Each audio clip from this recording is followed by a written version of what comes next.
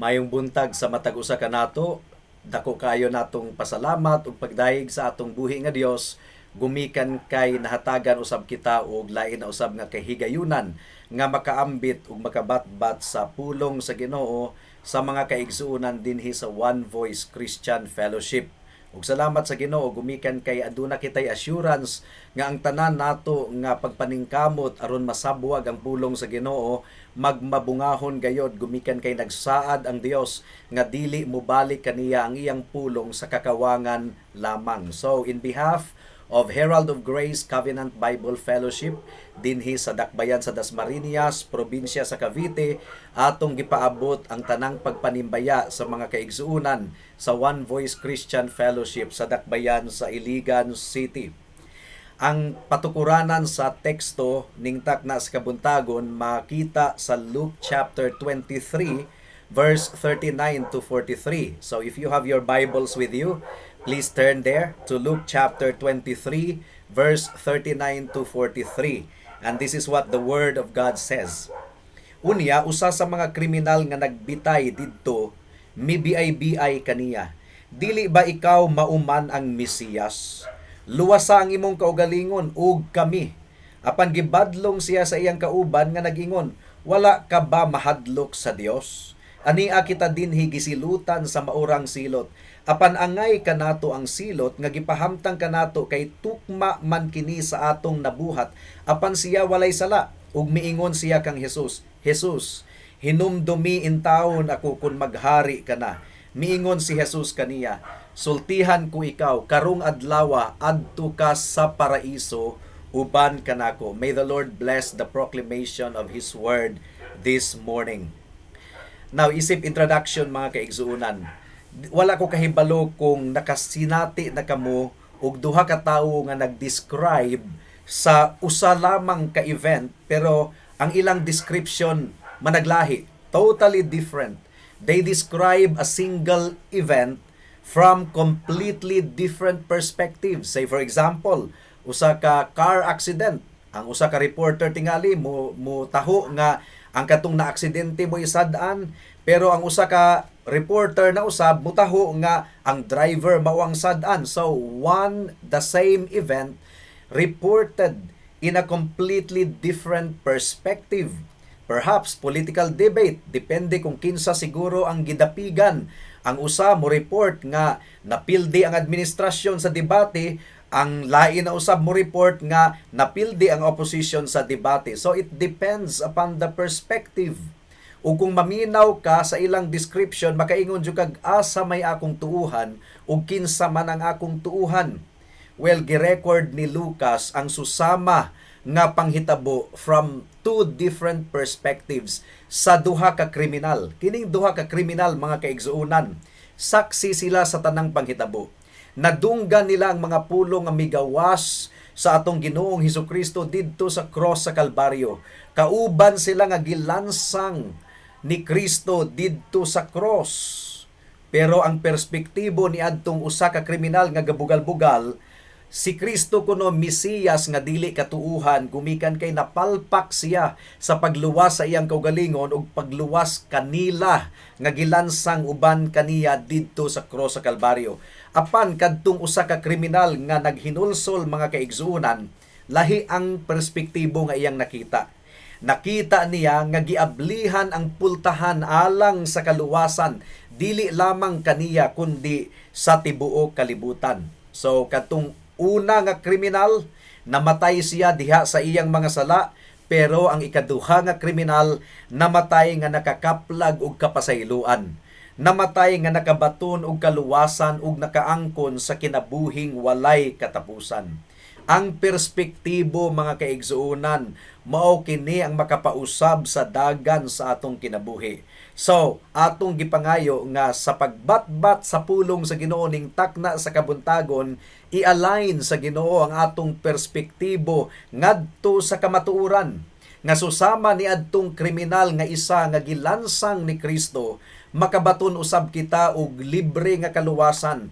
Makabaton usab kita og pronouncement gikan sa atong Ginoong Hesukristo mismo, now you will be with me in paradise. Usa ka makasasala nga gipasaylo sa Ginoo, gilimpyuhan pinaagi lamang sa iyang grasya.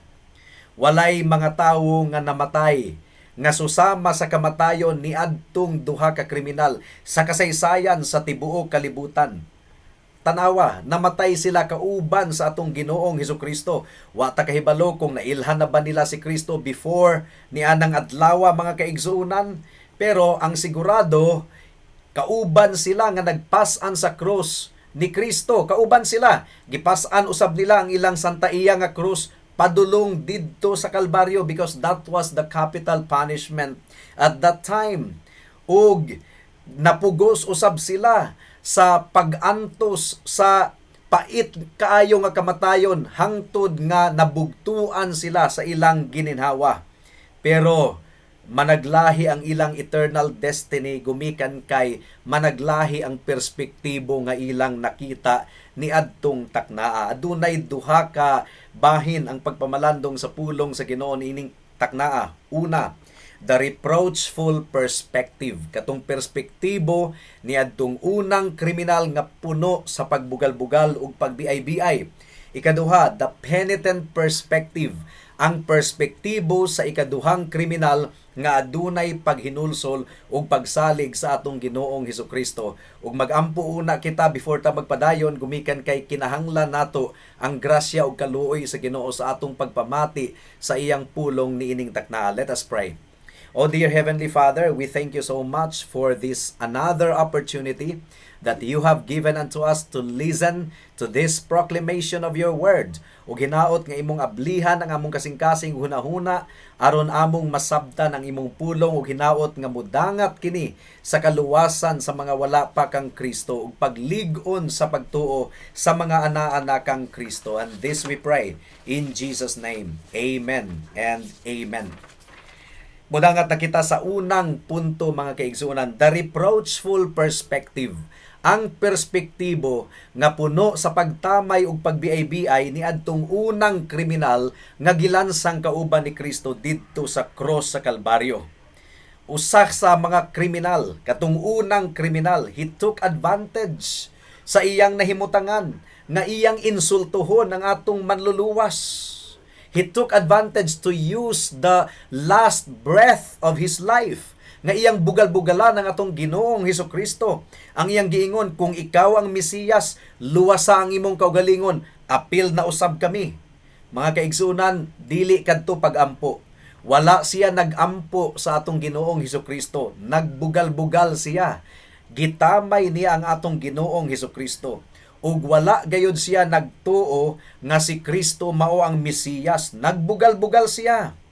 Ug wala usab siya nakabaton og kaluwasan sa iyang kaugalingon ug kaluwasan sa iyang kauban nga kriminal. So, unsa man ang buot ipasabot niya sa iyang giingon nga luwasa ang imong kaugalingon, apila pod mi. Well, ang kaluwasan dili kaluwasan gikan sa walay katapusang kamatayon didto sa impyerno ang buot niya ipasabot, kundili kaluwasan gikan sa pag-antos sa ilang paglansang didto sa cross ni adtong taknaa. Dili eternal suffering in hell ang naa sa iyang hunahuna. Ang iyang naa sa hunahuna ni adtong miingon siya ni Kristo nga luwasa ang imong kaugalingon, apila pod mi. It was a temporary salvation gikan sa pag-antos sa cross ni adtong taknaa. So, mitawag siya sa Ginoo kunuhay alang sa kaluwasan, pero lahi nga kaluwasan ang naa sa iyang hunahuna. Naluwas ba siya? Wala gayon. First, wala siya nangayo og kaluwasan sa iyang kalagikan sa pag-antos. Walay katapusan nga pag-antos didto sa impyerno. Wala usab siya nangayo og kaluwasan gikan sa pagkaulipon sa kasalanan. Ang matang sa kaluwasan nga iyang gipangayo kunuhay mao ang kaluwasan gikan sa pag-antos ni adtong taknaa. Ug atong matikdan mga kaigsuunan, wala siya miingon nga luwasa ako, Ginoo. Ang iyang giingon, save us, apila pod mi. So dili gyud personal mga kaigsuunan ang iyang perspektibo. Dili pareho sa usa ka kriminal nga miingon, Lord, remember me when you are in your kingdom. Jesus Hinumdumi in taon ako kun maghari ka. So this is really personal. He was personally asking the Lord Jesus Christ for salvation kadtong ikaduha nga kriminal. Pero ang usa ka kriminal wala gayoy personal relationship sa atong Ginoong Hesukristo. Wala gayod niya gituuhan o gisaligan si Kristo ingon nga iyang manluluwa sa iyang kalag. All the salvation that he could think of is the salvation of the suffering at that moment didto sa cross sa Kalbaryo. Ug kining tawhana walay kahadlok sa Ginoo. Walay kahadlok siya sa Ginoo. He had no fear of God. Susama siya sa giingon sa Roma Kapitulo 3 versikulo 18, ug wala sila magbaton og kahadlok sa Dios. Ikatulo, kini nga kriminal wala gayod nagpakita og tinuod nga paghinulsol, dili pareha ni adtong ikaduha nga kriminal nga naghinulsol og iyang giangkon ang iyang sala ug ato kining ipalapad paunya sa ikaduhang bahin. Now daghan kaayong mga tawo sa atong kalibutan karon nga nagampo pud kunuhay sila sa Ginoo. Mitawag pud kunuhay sila sa Ginoo, pero ang ilang pagduol sa Ginoo, ang ilang pagtawag sa Ginoo alang lamang sa mga temporaryo nga panginahanglanon ining kalibutana. Alang lamang sa panginahanglanon nila sa kwarta, matagbo ang ilang gikinahanglan, alang lamang sa kaayuhan sa ilang balatian, maura gyud na ang ilang tumong sa ilang pagduol sa atong Ginoong Hesukristo. Dili pareha ni adtong ikaduha nga kriminal nga misangpit sa atong Ginoong Hesukristo alang sa kaluwasan sa iyang kalag. Kaluwasan gikan sa pagkaulipon sa sala ug kaluwasan gikan sa walay katapusang pag-antos didto sa impyerno gumikan sa iyang sala. Majority of the people in the whole world today muduol lamang sa Ginoo alang lamang sa ilang temporaryo nga panginahanglanon niining kalibutana. They know nothing about eternal salvation. They know nothing about salvation from the dominion of sin. All the need that they can see sa ilang kaugalingon is that they need money, they need health, they need job. That is all the reason for their coming to Jesus. Hinaot nga dili kana lamang ang atong rason sa atong pagduol sa Ginoo mga kaigsunan. Of course, ang Ginoo lamang ang makatagbo sa atong gikinahanglan. Ang Ginoo lamang ang makaayo sa atong balatian kung mao kini ang iyang kabubuton. Ang Ginoo lamang mao ang makapahapsay sa atong kinabuhi. Pero kung maura ka na ang rason sa atong pagduol sa Ginoo, na-miss nato ang bullseye. Wala nato mahit ang bullseye mga kaigsunan. The main purpose as to why we come to Jesus Christ is for the salvation of our souls. Sigurado ka na ba sa imong kaluwasan, higala ug igsuon? Imo na bang nabatunan ang kapasayloan sa imong sala? Imo na bang nabatunan ang kabag-uhan sa imong kasing-kasing ug kabag-uhan sa imong kinabuhi? Giisip na ba ikaw nga matarong sa Ginoo pinaagi sa pagtuo kang Hesukristo lamang? So mukadto ang unang perspektibo, ang unang punto, the reproachful perspective. Ang perspektibo nga puno sa pagbugal-bugal ug pagtamay ni adtong unang kriminal, and that criminal represents the majority of the people in the world today. Sa subo kayong pamalandungon, gumikan kay ang giingon sa atong Ginoong Hesukristo, lapad ang dalan padulong sa kalaglagan ug mao kana ang gisunod sa kadaghanan. Apan huot ang agianan padulong sa kinabuhing dayon ug jutay lamang ang nakatultol niini. Ug hinaot nga apil ikaw higala sa mga jutay nga nakatultol sa huot nga dalan or masigpit nga pultahan padulong sa kinabuhing walay katapusan. Ikaduhang punto, the penitent perspective. Ang perspektibo sa usa ka tawo nga adunay paghinulsol. Ang perspektibo ni adtong ikaduhang kriminal, dili aron siya maluwas or mahiling kawas sa kamulo nga pag-antos niya didto sa cross sa Kalbaryo. No, that was not his perspective. Ang iyang perspektibo mao nga makabaton siya og kinabuhing walay katapusan. Nadunggan niya ang iyang kauban, nga nagbugal-bugal sa atong Ginoong Hesukristo at that time, ug iyang gibadlong ang iyang kauban nga kriminal. Wala gyud tay mabasa nga dunay nagbadlong ni adtong kriminala didto sa krus sa Kalbaryo. Wala, kay daghan man ang nakasaksi, daghan ang nagsudong sa atong Ginoong Hesukristo ug niadtong duha ka kriminal samtang gilansang sila didto sa krus, pero walay bisag usa didto sa mga tawo nga mibadlong niadtong kriminala. Kadtong kauban lamang niya nga kriminal ang mibadlong kaniya. Ug samtang gibadlong niya ang iyang kauban nga kriminal, wala usab niya kalimti nga iyang gisugid ang iyang sala ug ang iyang pagkadautan. Iyang giangkon nga siya makasasala, iyang giangkon nga siya kriminal, ug takos lamang siya nga ilansang didto sa cross. At that time, miingon ang kriminal nga okay ra, igo ra nga gilansang ta dinhi sa cross, gumikan kay kriminal man kita, dautan man kita. We receive the due reward of our deeds. And then, kadtong ikaduha nga kriminal, nagtestimonyo nga ang atong Ginoong Hesukristo walay sala. Ang iyang giingon, kining tawhana walay sala. This man has done nothing amiss. Now, giunsa man niya pagsayod nga si Kristo walay sala? Well, nakita niya ang pagkamapainobsanon sa atong Ginoong Hesukristo. Nadunggan niya ang pagampo sa atong Ginoong Hesukristo dito sa cross at that time. Kadtong unang migawas sa baba ni Jesus nga miingon siya, Father, forgive them for they do not know what they do. O gawas pa mga kaigsuunan, iyang nakita ang kahimayaan sa atong Ginoong Hesukristo gumikan kay kung atong konsultahon ang ubang mga passages sa Biblia. Ang balaang espiritu mao ang gaabli sa iyang kasing-kasing ug hunahuna.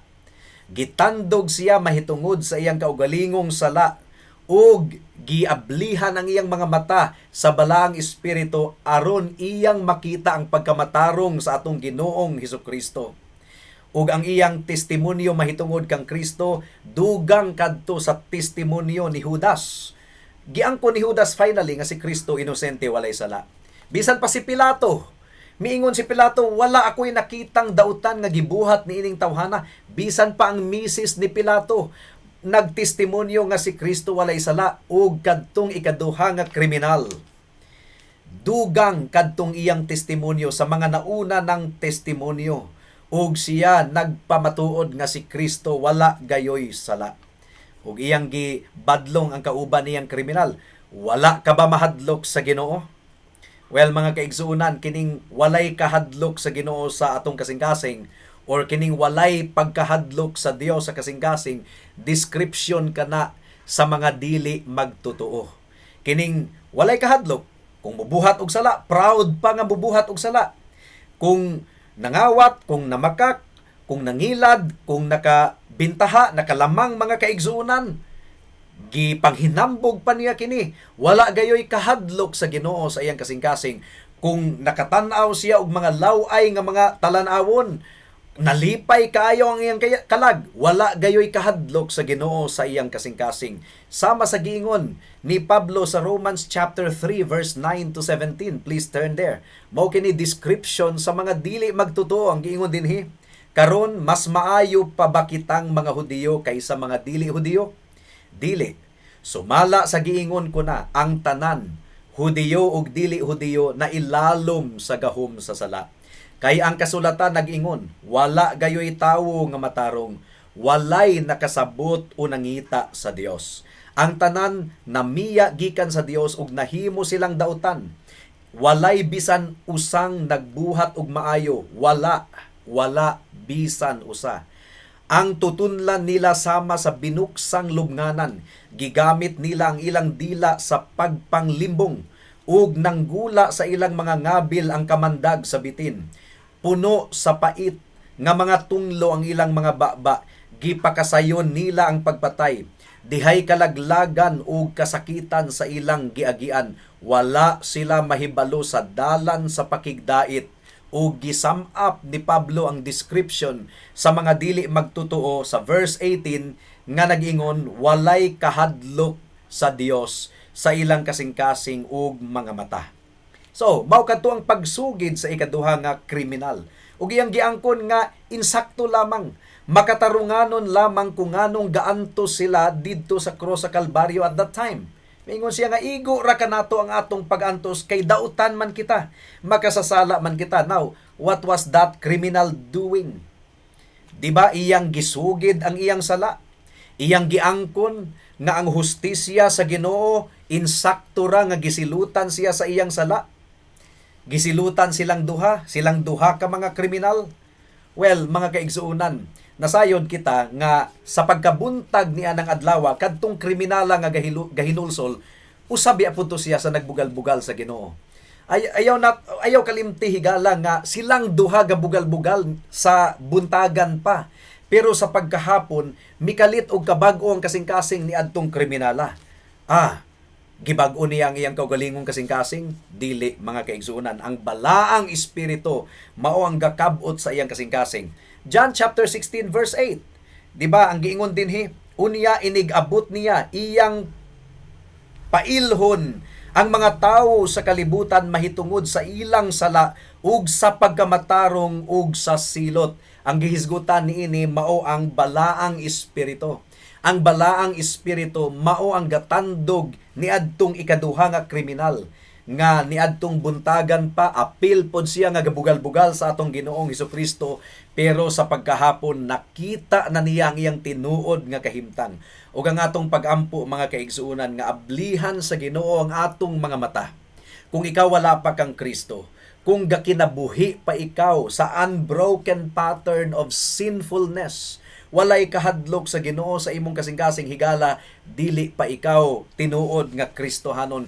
Nanginahanglan ikaw og kaluwasan nga tinuod, kabag-uhan sa imong kasing-kasing ug kana makaplagan lamang sa atong Ginoong Hesukristo. Ug kung modangup ka kang Kristo, dili kagayod niya balibaran. Now, for you to be able to see the real condition of your soul, and for you to be able to be concerned for your soul and to be threatened, is for the Holy Spirit. You need the Holy Spirit. Gikinahanglan ang balaang espiritu mo imutandog sa atong kasing-kasing una-una. And this is what we are praying, that as the Word of God is proclaimed this morning, mulihok ang balaang espiritu sa kasing-kasing una-una sa matag usa. Now, nabag-o ang kasing-kasing ni adtong kriminala. Unsa man ang gitudlo sa Biblia mga kaigsuunan? Ang pag-angkon sa atong salaod ug pag-uyon nga makatarunganon lamang ang Dios nga silutan ang mga makasasala, usa kana ka ebidensya nga ang usa ka tawo tinuod nga naghinulsol. Remember Cain? Gisilutan siya sa Dios, gumikan sa iyang gibuhat nga pagpatay kang Abel. Mireklamo siya, grabe ra kuno kaayo ang pagsilot sa Ginoo kaniya. Murag iyang giakusar ang Ginoo nga walay kaluoy. Wa gyud niya makita ang iyang sala mga kaigsunan. Cain was not repentant, and so wala siya naluwas ug nagtingkagol siya sa walay katapusang kamatayon didto sa impyerno. Kinahanglan nga makita nato ang tinuod nato nga kahimtang, nga kita makasasala og nahailalom sa tunglo ug kapungot sa Dios. Kay kun dili nato makita ang atong tinuod nga kahimtang, buutanan kayo kita sa atong kaugalingon. Maghuna-huna ta nga, dili ra pud ka itatantong dautan, buutan man pud ta, so si Lord na ang bahala nato. So you are trusting in your good works, in your own righteousness. But the Bible tells us nga ang imong pagkamatarong higala, hugawng panapton nga dinugan lamang atubangan sa Dios. Before you can truly repent, your eyes must be made open to the real condition of your soul, and this is what we are praying. Unsa pa ang giingon ni adtong ikaduha nga kriminal? Insakto ra ang silot nga atong nadawat. Igo ra ang silot nga atong nadawat, kay kriminal man ta og dautan man ta. So meaning to say, giangkon ni adtong kriminala, iyang giila ang makatarunganon nga hustisya sa Dios, nga gipahamtang niya ang silot kaniya ug kanila kauban sa iyang kauban nga kriminal. His punishment was fair and just. So, sa laktod nga pagkaistorya, iyang giangkon ang iyang sala. Wala niya gitago ang iyang sala. And this is crucial and this is dynamic alang sa kaluwasan. Kung mag-proclaim kita sa gospel, isip iglesia, ug isip buluhaton din sa One Voice Christian Fellowship. Kung mo-proclaim kita sa gospel, unya wala nato na emphasize ang problema sa sala sa mga katawhan. Wala nato mapakita kanila ang tinuod nilang kahimtang. Then, unsaon man nila pagdali-dali sa pagdagan padulong sa atong Ginoong Hesukristo? Unsaon man nila sa pagsangpit sa atong Ginoong Hesukristo sa tinuuray gayud kung wala nato gidiagnose ang tinuod nga kahimtang sa ilang kalag? Ang maayong balita sa ebanghelyo, mga kaigsunan, dili kining God loves you and He has a wonderful plan for your life. Just believe in Jesus and your life will be happy. That is a defective gospel. Tungod kay wala ka na nakadiagnose sa tinuod nga rason nganong ang tawo kinahanglang magdali-dali sa pagduol sa atong Ginoong Hesukristo. Kinahanglan nga maamguhan sa usa ka tawo sa iyang kinasuluran, makasasala ako. Nahailalom ako sa tunglo ug kapungot sa Dios. And God is just when He punishes me with eternal death, with eternal punishment. For all have sinned and fall short of the glory of God. Ang bayad sa sala mao ang kamatayon. Nakita ni adtong maong kriminala ang iyang pagkadautan. Dili lamang atubangan sa katilingban, but most of all, ang iyang pagkadautan atubangan sa Dios. Siya mismo nagbugal-bugal sa Dios. Matthew 27 verse 44, apil siya.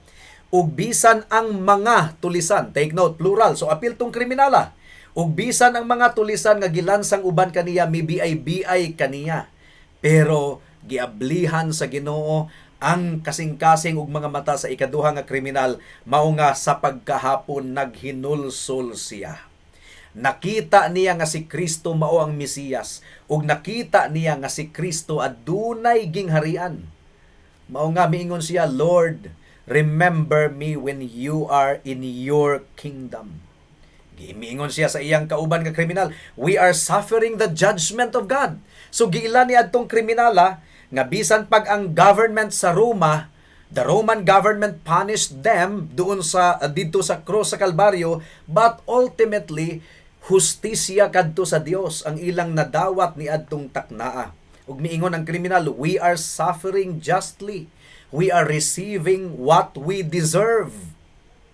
Ug tataw gayud kaayo ang giingon ni Pablo sa 1 Timothy chapter 1 verse 15. This is the gospel message. Jesus Christ came to save sinners. Ug gumikan kay ikaw makasasala ug ako makasasala, here is good news for us. Wala mianhi si Kristo dinhi sa kalibutan aron luwason ang mga buutan, ang mga righteous. Mianhi siya aron sa pagluwas sa mga makasasala. 1 Timothy 1:15 ang giingon dinhi. Tinuod angay dawaton og tuuhan sa hingpit ang giingon nga mianhi si Kristo Hesus sa kalibutan aron sa pagluwas sa mga makasasala ug ako ang labing dautan kanila. Praise God. Nakita ni Pablo nga siya ang pinakalabing dautan nga makasasala, pero bisan pa si Pablo nga mitawag sa iyang kaugalingon nga the chief of sinners, nakabaton sa kaluwasan ni adtong mitawag siya sa pangalan sa atong Ginoong Hesukristo alang sa iyang kaluwasan. Ang katong kriminal nga naghinulsol, nagpahinumdum kanato mahitungod sa katong maniningil sa buwis nga naghinulsol usab, sumala sa gitaho ni Kristo sa Luke chapter 18 verse 13. Katong miingon, katong tax collector nga miingon, God be merciful to me, the sinner. Ginoo, maluoy ikaw kanako ang makasasala. So iyang giangkon nga siya makasasala ug nanginahanglan siya sa kaluoy sa Dios. Mao kini ang sinugdanan sa kaluwasan. You have to see your sinfulness, and that will prompt you to call upon the name of the Lord. Walay tawo nga maluwas kung wala gyud niya makit-i ang tinuod nga kahimtang sa iyang kaugalingon nga siya makasasala. Ang tawo nga buutan sa iyang kaugalingon pareha ni adtong Pariseyo nga kauban ni adtong tax collector, wala man siya gaampo sa Ginoo. Iyang gi-advertise ang iyang pagkabuutan. Luke chapter 18 verse 11 to 12. Ang Pariseyo nagtindog ug nagampo sa kinaugalingon. Nagpasalamat ako kanimo o Ginoo nga ako dili hakog, dili limbungan ug dili himabayi sama sa uban. So naghinambog siya. Nagpasalamat ako kanimo nga dili ako sama ni anang kubrador sa buhis. Nagpuasa akog duha ka adlaw matag semana ug naghatag ako kanimog ikapulo sa tanan kong abot. Ang focus niya sa iyang kaugalingon. Wala sa iyang sala, iyang gi-advertise ang iyang pagabuutan. Wala niya nakita ang iyang pagkadautan ug ang iyang panginahanglan kang Kristo ingon nga iyang manluluwas. Pero unsa man ang tubag ni Kristo sa iyang sumbingay, niadtong nakita niya nga ang Pariseyo nag-advertise sa iyang pagkabuutan, pero ang tax collector, ang maniningil sa buwis naghinulsol. Luke chapter 18 verse 14 ang giingon dire, sultihan ko kamo nga ang kubrador sa buhis ug dili ang Pariseyo mao ang gikahimut-an sa Dios sa iyang pagpauli sa ila. Mao ang gipakamatarong sa Dios. Kaya ang tanan nga magpataas sa iyang kaugalingon ipaubos, ug ang tanan nga magpaubos sa iyang kaugalingon ipataas. Well, praise God. Gumikan kay kadtong criminal number 2, nakabaton sa kaluwasan. Naluwas. Sa katapusang gutlo sa iyang kinabuhi, naluwas siya. Na-rescue siya, mga kaigsuunan. Ug siya ra gyud intawon ang bugtong nga naka-record sa Biblia nga naghinulsol sa katapusang ginhawa sa iyang kinabuhi. Ug atong ma-observe, mga kaigsuunan, nga usa lamang gayud ang na-record sa Biblia nga naluwas sa takna sa iyang kamatayon.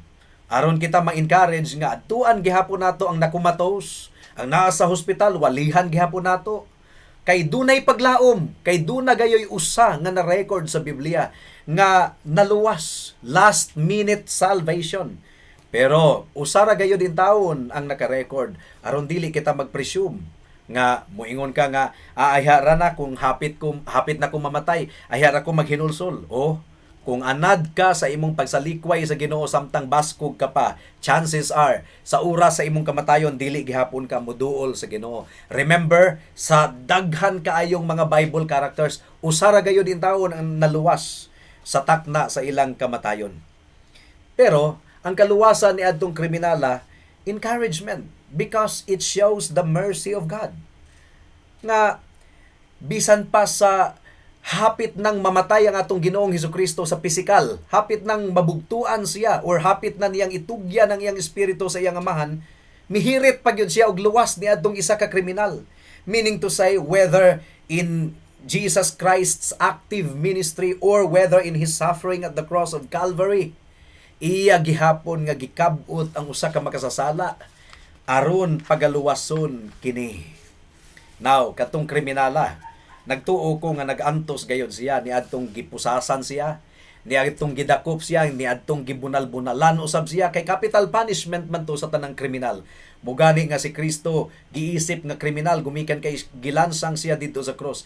Now katong kriminal number 2, gaantos pod to.